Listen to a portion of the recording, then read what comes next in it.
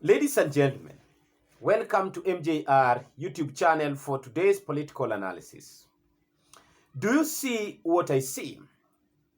Or do you think what I'm thinking?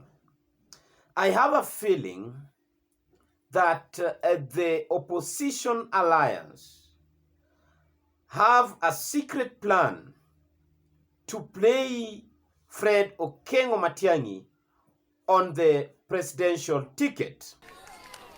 Kwa sababu katika compound hii ya hapa Munyoro, Kenya iko hapa. Tuko hapa na Dr. Steven Kalonzo Musyoka, mpigie makofi. Ambaye amesema anataka kuwa rafiki ya watu ya Mlima. Mumekubali ya kuwa rafiki yetu? Na huyu Kalonzo Musyoka na watu yake waipa. Sisi kama jamii ya Mlima tuko na shukrani.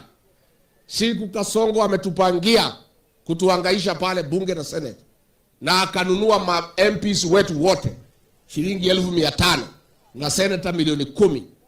Steven Kalonzo Musyoka na watu ya Wiper mulisimama na watu ya Mlima, tunataka kupiga makofi na kusema asanti, asanti, asanti. Na sisi wa excellency ni watu ya shukrani. We remember good deeds. One of these days utakuja kujua sisi ni watu wangwana. Sisi tunajivunia leo.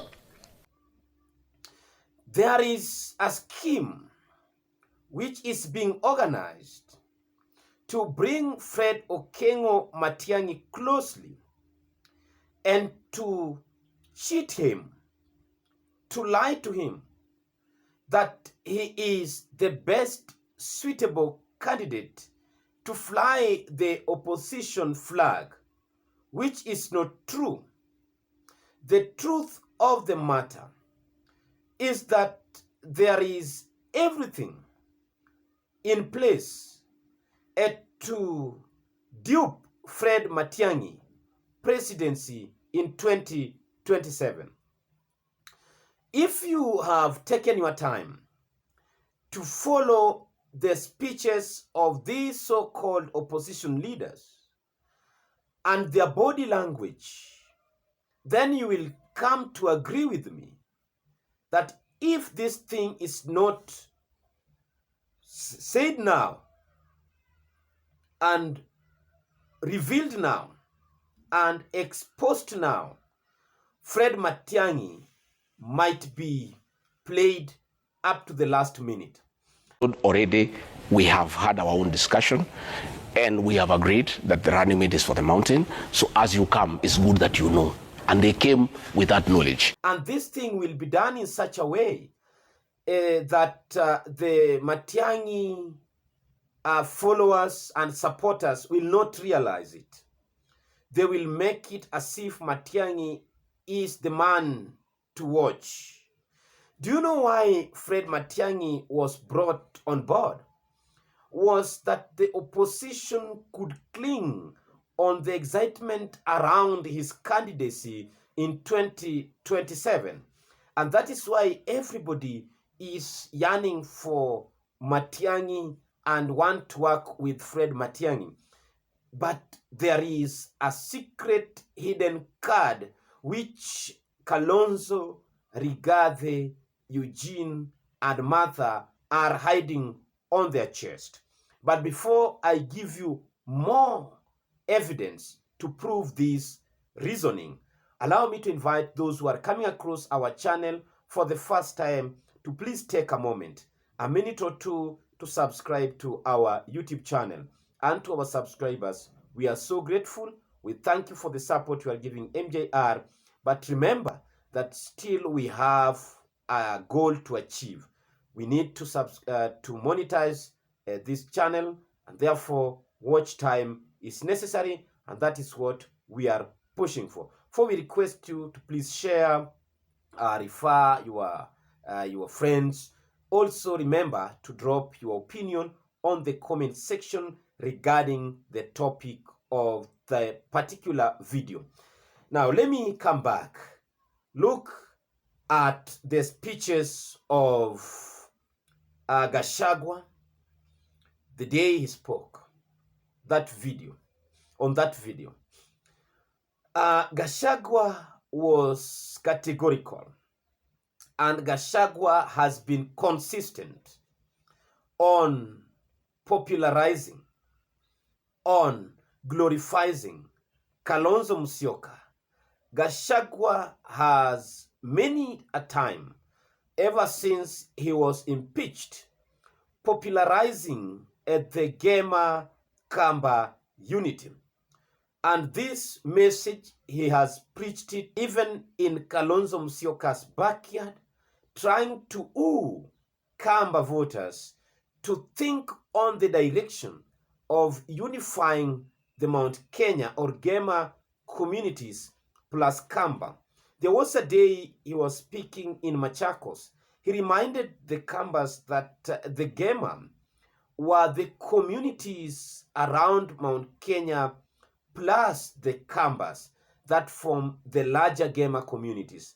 And for that reason, he was trying to remind them that going forward, he wants to work with Kalonzo Musyoka, and looking at the statistics, if their votes are put together, it is they are capable of forming the next government. That is a message which is on record that Gashagua spoke.